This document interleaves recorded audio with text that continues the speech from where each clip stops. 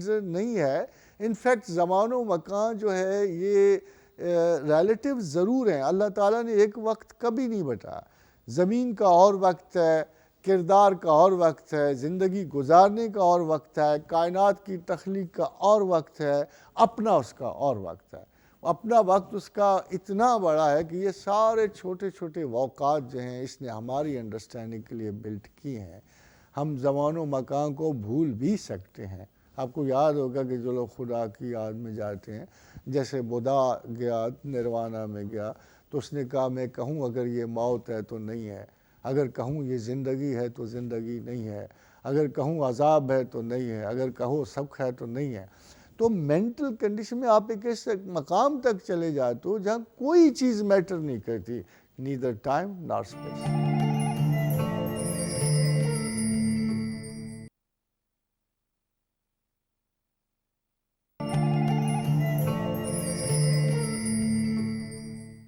معراج کا وہ ابھی چونکہ وہ ڈسکشن بہت پہلے، ہاں جی، وہ ایک دفعہ تھا تو بڑا سادہ سا اپنا مولوی، اس نے بڑی خوبصورت بات کی معراج کے بارے میں، اور وہ بڑی پیاری. مولانا عطا اللہ شاہ بخاری صاحب نے ایک دفعہ تقریر کرتے ہوئے کہا کہ اگر تمہیں معراج نہیں سمجھ آتی تو میں تمہیں سادے طریقے سے بتاتا ہوں. تو پھر انہیں بڑے سر لگا کے ایک شعر پڑھا کہ تیرے لونگ دا پیا لشکارا تے حالیاں نے حل ڈک لے، کہ تیرے لونگ دا پیا لشکارا تے حالیاں نے حل ڈک لے. یعنی جس ویلے کوئی خوبصورت شاید دا نظارہ پڑے تو جڑی چیز جتھے ہوندی ہے نا وہ ساکت ہو جائے، دم بخود ہونا، اس کو مارو گے دم بخود ہونا. اسی طرح جب رسول اللہ صلی اللہ علیہ وسلم حسن و جمال کا وہ پائے کر جو ہے حضور پروردگار سفر کرنے نکلے تو جہاں جہاں کوئی حیات مبارکہ موجود تھی انہوں نے اس احساس حسن سے دم بخود ہو. And that was the time stop کر دیا، وقت زمان ختم کر دیا، وقت جو ہے اپنی جگہ سے چل نہیں سکا. یا وہ ایک ہلکی سی جو کنڈی کی جس کو آپ ایک مائنس ایک پل کہتے ہو، وہاں وقت ایسا رکا کہ اگلے جہانوں میں بلینز آف ایئرز گزر گئے. اس لیے حضور صلی اللہ علیہ وسلم کو ان مقامات سے گزارنے کے لیے پہلے ٹرین کیا گیا. اس لیے جب آپ شق صدر پڑھتے ہیں، جب ان کا سینہ چیرا گیا، ان میں سے وہ چیزیں نکالی گئیں جو اتنی بڑی کائنات سے گزرتے ہوئے ان پہ دباؤ ڈال سکتی تھیں. اور اس کے بعد وہ چیز حضور نے فرمایا علم و حکمت میرے سینے میں بھرے گئے. تو یہاں حکمت اور علم سے مراد یہ ہے کہ ان کو اس قابل کیا گیا کہ بالائے کائنات جو ہے یہ تمام تر ان دباؤ سے گزرتے ہوئے اللہ کے حضور پیش ہوئے. اور یہ چونکہ میں وہ آپ کو ابھی دیکھ کے آیا ہوں ایک لیکچر اس پہ، یہ معراج پہ ایک فل فلیجڈ لیکچر میں نے ٹائم اسپیس، ہاں وہ میں ابھی لیکچر دے کے آیا تو اس میں اس کی پوری ڈائمینشنز ڈسکس ہوئے ہیں. یہاں ہم ساتھ ساتھ جا رہے ہیں، ٹائم اسپیس ایک نکر ہے پوری نہیں ہے، تو وہاں پوری ڈائمینشنز ڈسکس ہوئی. بہت ساری فلاسفیکل گفتگو، لیکن میرا تو بہت چھوٹا سا اور بہت سیدھا سا سوال ہے پروفیسر صاحب. اس وقت جو مسلم ورلڈ کا ڈیلما ہے وہ لارجلی ریلیٹ ہوتا ہے انٹلیکچوئل ڈیفیسٹ سے، اور وہ انٹلیکچوئل ڈیفیسٹ جب اس کو ہم آپس میں بیٹھ کے ڈیبیٹ کرتے ہیں تو اس کو ہم ایٹریبیوٹ کر دیتے ہیں اس بات سے کہ کہیں مسلم کلچر، کہیں اسلام سوال اٹھانے کی اجازت نہیں دیتا. جس طرح کی بات آپ نے کی، کیا واقعی تحقیق اور سوال اٹھانے کی اجازت نہیں ہے؟ میرے نزدیک مسلم امہ کا مسئلہ ان کی حکمرانی، ان کی طاقت اور 1300 برس ان کا غلبہ تھا. مسلمانوں کی فتوحات ان کے لیے سب سے بڑا المیہ بن گئی. 16ویں صدی میں اگر آپ دیکھو تو یہ تو صحیح ہے کہ بادشاہ بدلتے رہے، مگر جب سے اسلام پیدا ہوا اسلام حکمران رہا. 13ویں 14ویں 15ویں صدی تک اسلام حکمران رہا. بادشاہ بدلتے رہ گئے، امیاڈز گئے، عباسہ آ گئے، فاطمیڈز آ گئے، مگر 16ویں صدی کا یہ عالم تھا کہ دنیا میں 3 ہی بڑے بادشاہ تھے. ایک طرف جلال الدین محمد اکبر کا رول تھا، ایک طرف شاہ عباس اعظم، سب کے ساتھ اعظم لگتے تھے، ایک طرف ایشیائے مائنر میں سلطان سلیمان ذی شان کی حکومت تھی. اور مسلمان اتنے عادی ہو گئے تھے غلبے کے، فتوحات کے اتنے عادی ہو گئے تھے، جیسے سلیمان ذیشان جیسے 4 مرتبہ امیر طریف بن مالک لخمی نے کوہ پیرنیس کو 4 مرتبہ عبور کیا اور فرانس پہ جا چڑھا، اور جب چاہتے مار پیٹ کی واپس آ گئے۔ اسی طرح سلطان سلیمان ذیشان نے بلکان سٹیٹس کو روند کر ہنگری، یوگوسلاویا، بوڈاپسٹ سارے اپنی تگ و تاز کے ایریاز بنائے ہوئے تھے۔ قاضی اسد بن فرات اندلس سے نکلے اور 200 سال تک سسلی پہ حکومت کرتے رہے قاضی اسد بن فرات۔ ایک 3 میں امیر البحر مل کے آپ کے ان کے امیر خیر الدین Barbarossa, the name admiral came from this man، امیر خیر الدین باربروسا کا پہلا ٹائٹل تھا امیر البحر، اسی سے یہ لفظ ایڈمرل نکلا۔ تو وہاں سے امیر خیر الدین نے ان تینوں کو اکٹھے شکست دی اور میڈیٹرینین کو سیل کر دیا یورپین نیشنز کے لیے۔ حال یہ تھا کہ اس کا ایک شاگرد 2-3 جہاز لے کر نیپلز پہنچا اور وہاں اس نے محاصرہ کر لیا۔ پورے 6 مہینے اس نے اٹلی پہ حکومت کی، خراج لیتا رہا، چونکہ فوجی نہیں تھے اس لیے واپس آ گیا۔ اب اس قسم کی بے پناہ جو طاقت اور جو فتوحات مسلمانوں نے دیکھی، یہی ان کا شکست کا باعث بن گئی، بیکاز یہ علم سے نظر ہٹ گئی، علم سے نظر ہٹ گئی۔ لیکن جو اب پرسیپشن ہے وہ یہ ہے کہ ہم سوال نہیں اٹھاتے۔ میں وہ بتا رہا ہوں تھوڑا سا، سوال تو آپ کا چھوٹا ہے مگر آپ پوری امت مسلمہ کا پوچھ رہے ہیں، آگے بڑھ گئے۔ جب وہ اب آگے بڑھتے ہیں تو سڈنلی ہمیں دیکھتے ہیں کہ بیکاز آف یہ جو انہوں نے یہ بھاپ کا دریافت ہوئی اسٹیونسن کے زمانے میں، سڈنلی اس وقت یورپ کی 2 بڑی جو انفارمیشن موومنٹس تھی، ریفارمیشن اور رینیسانس کی، اٹ اونلی بیکاز آف مسلمانس۔ کوئی اسپین سے علم آ رہا تھا، کوئی ادھر سے کارڈوا سے آ رہا تھا، کوئی کانسٹینٹینوپل سے آ رہا تھا، یورپ میں نئی آگہی شروع ہو گئی اور جاہلان یورپ جو تھے مدبران یورپ ہونے شروع ہو گئے، اینڈ سڈنلی ہم ادھر ہی اسٹے کر گئے، ہم ادھر ہی اسٹے کیے رہے۔ اور چونکہ وہ ایک نوزائیدہ بچے کی طرح زیادہ ان میں تجسس آیا، زیادہ علم کی تلاش آئی، ان کی کنفرنٹیشن بڑے کمزور مذہب کے ساتھ تھی جسے آپ کرسچینٹی کہتے ہیں۔ وہ چونکہ بڑا ویک ریلیجن تھا، انہوں نے شروع سے ہی اپنے آپ کو آزاد کر لیا کرسچینٹی سے۔ یا میں آپ کی انفارمیشن کے لیے ایک بات بتا رہا ہوں کہ دی فرسٹ ایور سیکولرزم، جس شخص نے سیکولرزم کا لفظ استعمال کیا وہ ہولی ہاکس تھا۔ ہولی ہاکس پادری تھا، اور پادری بھی بڑا پکا۔ پھر اس کو پوپ نے کہا کہ یہ 32-30 ورشنز ہیں، اس میں سے مجھے تم ایک ورشن بنا دو۔ تو جب وہ اسٹڈی کر رہا تھا تو اس نے ایک آرٹیکل لکھا اور پوپ کو لکھا کہ یہ جو تم مجھے ورشنز بتا رہا ہے یہ تو اتنی کانٹرڈکٹریز ہیں کہ ہمارا تو مذاق اڑے گا۔ یعنی میں اکثر ڈاکٹر ذاکر کا سوچتا ہوں کہ وقت ضائع کرتا پھرتا ہے، ان کی تو اپنی بنیادی جو کنٹرڈکشنز اتنی تھیں کہ ان کو سب سے بڑا مسئلہ ہی درپیش تھا کہ ہم ایک بائبل کیسے بنائیں۔ تو ہولی ہاکس نے اس پہ لکھا کہ یہ تو میں نہیں کر سکتا ہوں، اگر آپ چاہو تو یہ مسئلہ چھوڑ دو، جو کوئی بائبل پڑھتا رہے، ایک بائبل نہ بناؤ۔ تو کارڈینل نے اور پوپ نے مل کے بجائے اپریشیٹ کرنے کے اس کو جیل میں بھجوا دیا، اس کو پہلے ایکس بیپٹائز کیا، پھر اس کو 3 سال کے لیے قید سنا دی۔ تو یہ ہولی ہاکس جب جیل سے نکلا تو مذہب کا سب سے بڑا دشمن تھا۔ You know why? Because he was telling the truth. وہ سچائی بتا رہا تھا، مگر اس سچائی بتانے کا مذہبی لوگوں نے یہ جواب دیا اسے کہ 3 سال قید سنا دی، اور اس پہ بھی اس کو یعنی چرچ سے بھی نکال دیا۔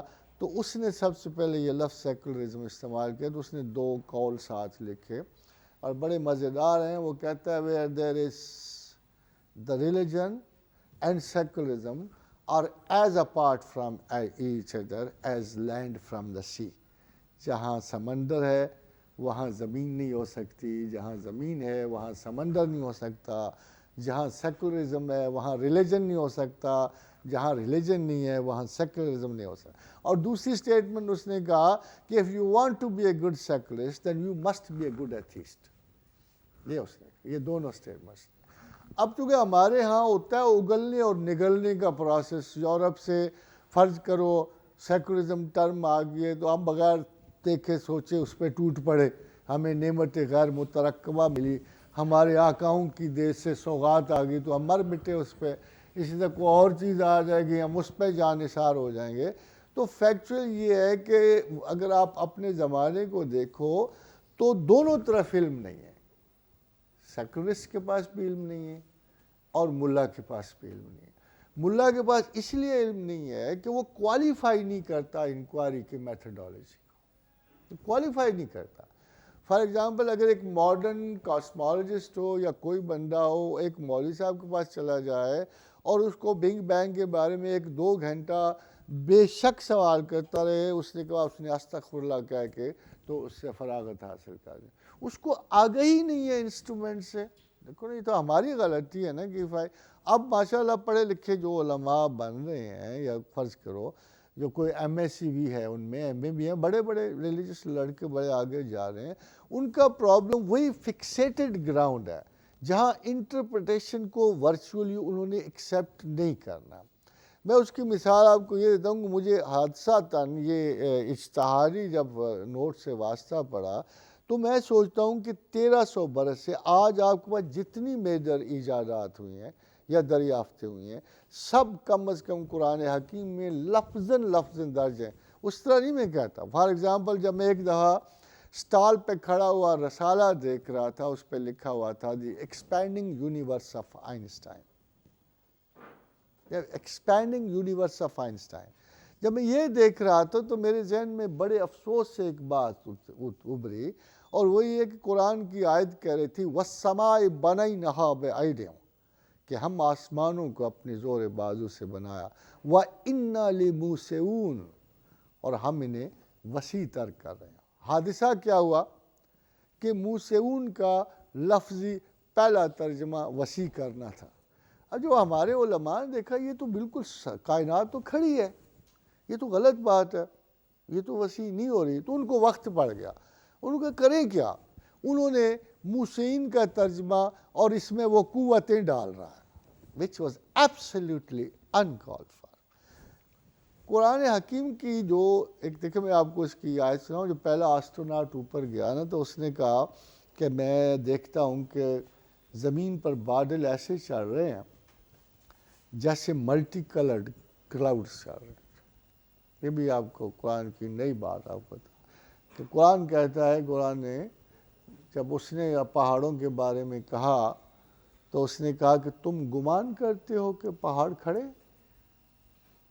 یہ خدا نے کوشچن کیا کہ تمہارا خیال ہے کہ پہاڑ کھڑے ہیں؟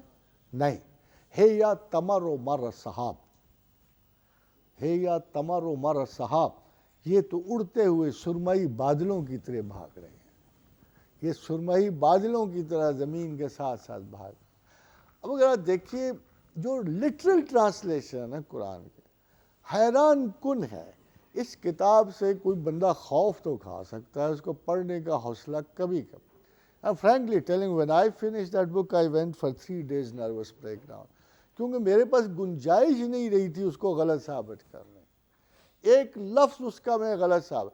آپ سوچ لو سائنس نہیں، not only sciences، when you come back اور آپ قرآن حکیم میں یہ بات پڑھتے ہو وَلَكُمْ فِي الْقِصَاصِ حَيَاةٌ يَا أُولِي الْأَلْبَابِ لَعَلَّكُمْ تَتَّقُونَ، کہ اہل عقل غور کرو تو ہم نے قصاص میں زندگی رکھی۔ پرابلم یہ ہے کہ اس آیت کو آپ بغیر ایک بہت سی اینتھروپولوجیکل سروے کے آپ نہیں سمجھ سکو گے، آپ اس کو لوکل سمجھ کے پڑھ کے ختم کر دو۔ ذہین ترین بندے بھی اس آیت کو لوکلی پڑھیں گے، مگر یہ لوکل پہ آیت استعمال نہیں ہوتی۔ ہمیں اگر پہلے قانون قصاص پہ جانا پڑے گا تو فرسٹ لا گیور جو ہے کیسیڈین کے بادشاہ حمورابی تک جانا پڑے گا، ہم اس کے لیفلیٹس پڑھیں گے، اس کے جو کتبے ہیں وہ پڑھیں گے، آپ وہ کتبہ اٹھا لو اور قرآن کا قانون قصاص اٹھا لو، آپ حیران ہو جاؤ گے کہ ایک لفظ کا تغیر ہے۔ اب سوال یہ پیدا ہوتا ہے کیا قرآن لکھنے سے پہلے پروفٹ اتنا ذہین آدمی تھا کہ اس نے کھدائیاں کر لی تھی، وہاں کی کھدائیاں کر کے کتبہ نکال کے اسے کاپی کیا تھا؟ یہ بھی دیکھیں بڑی انٹرسٹنگ بات ہے کہ ابھی ریسنٹلی یہ کھدائیاں شروع ہوئی ہیں about month or 2 months before، جب قوم سبا کی کھدائیاں شروع ہوئیں، قوم سبا سبائینز کی، تو قرآن میں لکھا ہوا ایک جملہ آپ دیکھو گے کہ ہدہد جب آتا ہے تو کہتا ہے کہ اے بادشاہ میں نے ایک قوم دیکھی ہے جو سورج کی پرستش کرتی ہے. بھی ہماری تھیریٹیکلی وی کین سے کہ اس علاقے میں اپولو کی پرستش واز اے کامن رول. بلکہ ہبل جو ہے، ہبل یہ اپولو کا بگڑا ہوا لفظ ہے. یہ بھی عربز بھی جو ہیں جب سیاحت کو جاتے تھے واپس آتے تھے تو دے ول برنگ دوز گاڈز، کیونکہ اپولو کریٹ سے ہوتا ہوا یونان اور مصر سے ٹریول کرتا ہوا عرب میں آ رہا تھا، اور استارتھے اشتار کی پرستش آ رہی تھی. جیسے سبائنز استارتھے کی اور اپولو کی پرستش کرتے تھے، تو اپولو آگے بڑھ کر مکہ میں ہبل بن گیا اور یہ سارے اسی کی پرستش کر رہے تھے. تو اس نے جا کے تو ہدہد نے کہا کہ اے بادشاہ میں نے ایک قوم دیکھی ہے کہ جو سورج کی پرستش کرتی. حیران کن بات یہ ہے کہ جو سب سے پہلا پلر نکلا ہے، پہلا پلر اس سبائن کے خدائی سے، وہ اس کے بعد پہلا کال جو اس کے آرکیالوجسٹ نے دیا ہے کہ here was a nation which use to worship sun. دیکھ یہ مماثلت، بٹ اٹس ناٹ ایزی. ہمارے پاس ریزن کوئی نہیں ہے کہ اس حیران کن مماثلت کو ایکسپلین کریں. ہم اسے اتفاق نہیں کہہ سکتے ہیں. یہ ایک بہت ڈیفینٹ آدمی جو پیچھے بیٹھا ہوا انفارمیشن دے رہا ہے، وہ ایک ایک چیز بڑی ایگزیکٹیٹیوڈ کے ساتھ دے رہا ہے. اور پھر اس نے ایک بات قرآن حکیم میں اللہ نے کہی کہ یار یہ آیات وہ نہیں ہے جو سمجھو ایک زمانے سے دوسری زمانے تک ان کی لینگویج اور ٹیکسٹ بدل جائے گا اور تمہیں تعویل کرنی پڑے گی. ایسا نہیں ہے، بلکہ ہر زمانے کے مطابق ان آیات کو پرکھا گیا ہے، ان کا وزن کیا گیا ہے. فصلت احکمت آیات ہو، ان کو بڑی حکمت سے بڑی سائنٹیفک جائزے لے کر تو ایک کانسیپٹ ہمیں ضرور بدلنا پڑے. Well, I expect you to change at least one concept about God. It's not the concept of God which Karen Armstrong gives or anybody from the West or the East.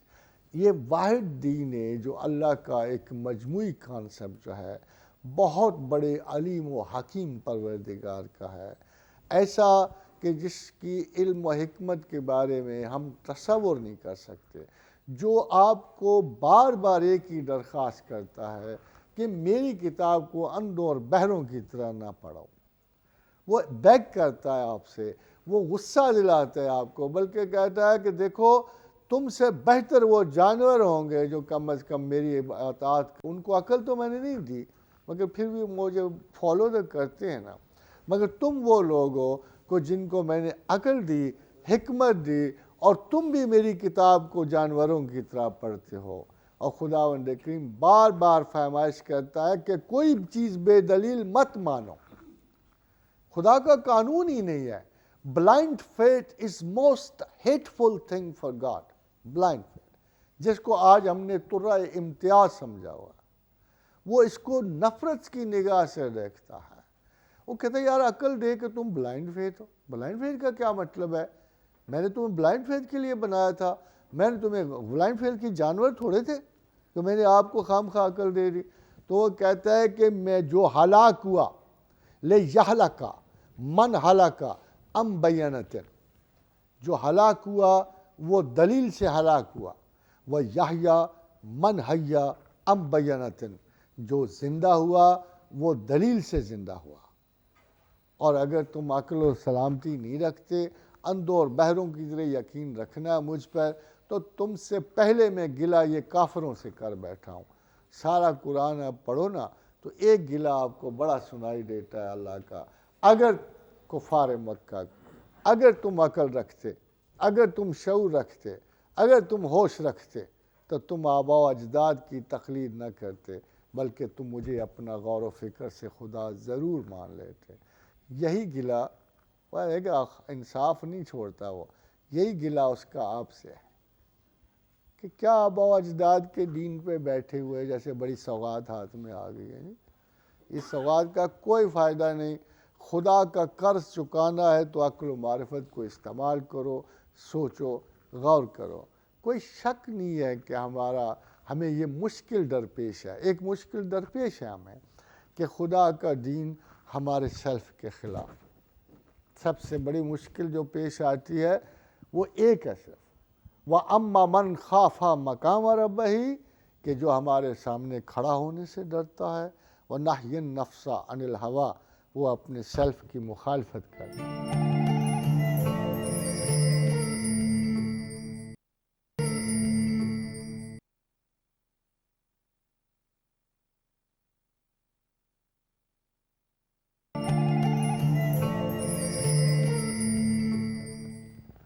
Self کی محبت ایک بنیادی حصہ ہے psychology of human beings کا. تمام تر psychology self کو سمجھنے سے قاصر ہوتی ہے.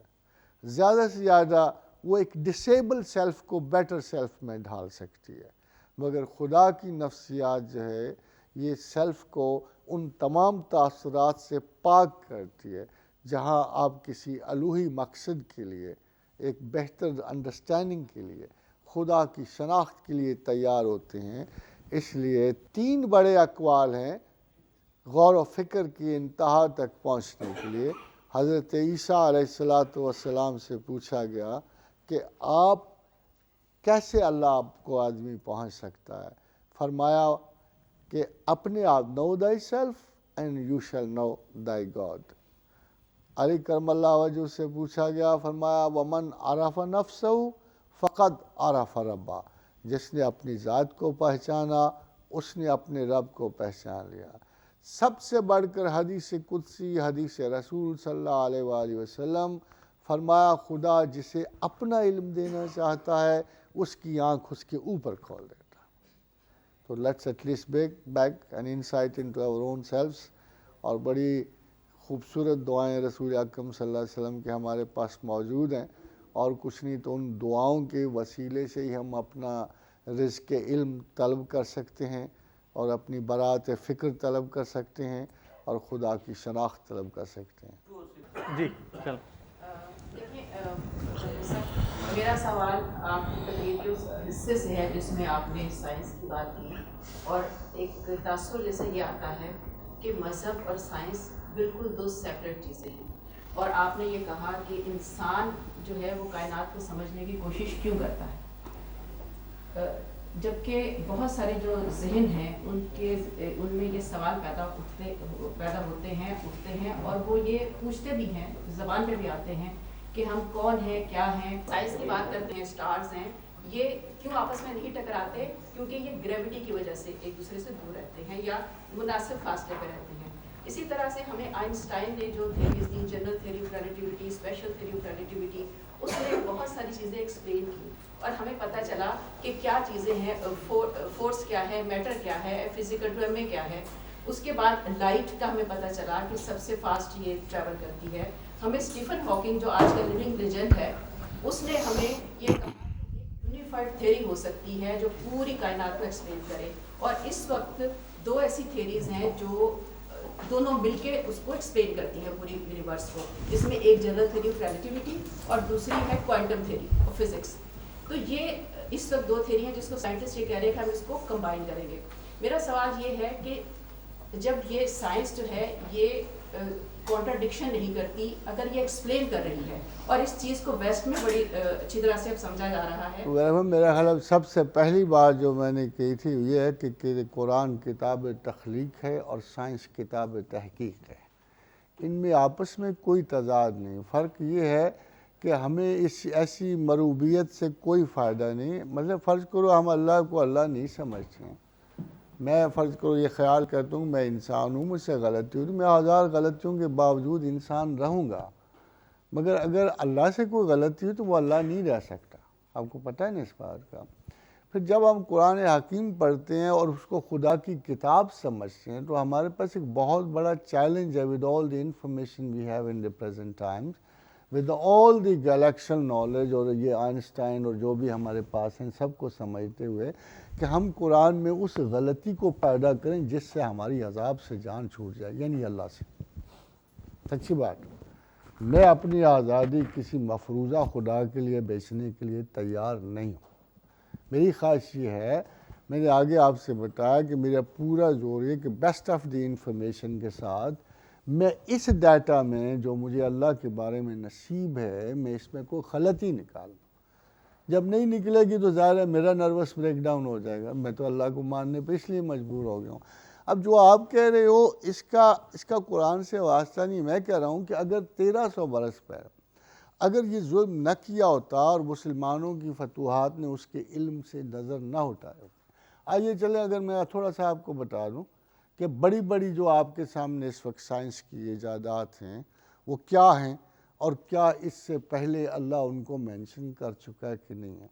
By the way I think اگلی اگر کوئی سینچری کی میں ایک حدیث آپ کو سناتا ہوں صرف چھوٹی سی, اور شاید یہ بھی ابھی درجہ کمال تک نہیں پہنچی چل جائے کہ اگر آپ اپنی پروبیبلٹیز دیکھتے ہیں کیا ہیں تو حضور نے فرمایا کہ قیامت اس وقت تک نہیں آئے گی جب آدمی جانور سے ہم کلام نہیں ہو جائے گا, یا جو اس کی جوتی کا تسمہ نہیں بتائے گا کہ یہ کہاں کہاں گھوما ہے, اور عورت کی ران یہ خبر نہیں کرے گی کہ بچہ کس کا ہے.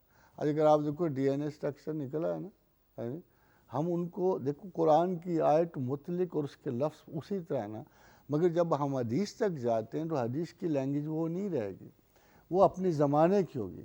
ہمارے زمانے میں ہمیں انہیں سمجھنا پڑے گا. میں تو اس بات کا گلہ کر رہا ہوں کہ instead of understanding Quran on the level, آپ پی ایچ ڈی کے لیول سے کیوں نہیں پڑھتے؟ آپ اسے کاسموس کی اس ریفرنس سے کیوں نہیں پڑھتے جہاں بڑے سے بڑا کاسمولوجسٹ جو ہے بیٹھا ہوا ہے؟ میں آپ کو بتا رہا ہوں کہ 2 بڑے کاسمولوجسٹ ہیں, دونوں نے قرآن کے بارے میں ایسی سٹیٹمنٹ دی ہے جیسے کوئی ان پڑھ بھی نہیں دیتا. کارل سیگن نے سٹیٹمنٹ دی ہے اور غلط دی ہے, اس لیے پال ڈیوی نے سٹیٹمنٹ دی اور غلط دی ہے. میں یہ کہہ رہا ہوں کہ ہمارا حال تو اپنا ہے, مگر یورپ کے بھی دانشور جو ہیں وہ قرآن پڑھ کے نہیں سٹیٹمنٹ دیتے, مسلمان پڑھ کے دیتے ہیں. اس وجہ سے یہ بحران پیدا ہوا ہے کہ ہمارے وہاں سے پال ڈیوی سوال کرتا ہے, یہاں سے مولوی احمد دین جواب دیتا ہے. اگر یہ بیچ میں اتنا بڑا گیپ ہوگا انفارمیشن کا اور انڈرسٹینڈنگ کا, تو ایک ویسے ڈاکٹر آرمسٹرانگ نے بڑی مناسب بات کی کہ یورپ میں کوئی شخص قرآن نہیں پڑھنا چاہتا, خاص طور پہ دانشور. وہ جانتے ہیں کہ اگر ہم نے قرآن پڑھا ایکسپلین کیا تو پھر ہم یورپی نہیں رہ سکتے یا عیسائی نہیں رہ سکتے.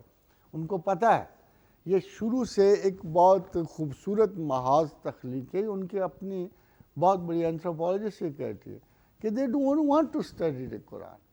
آپ چلے جاؤ 2-4 کو مسلمان کرو, آپ کو فتح نصیب ہو جائے گی, مگر فیکٹ یہ ہے کہ وہ قرآن پڑھنا نہیں چاہتے.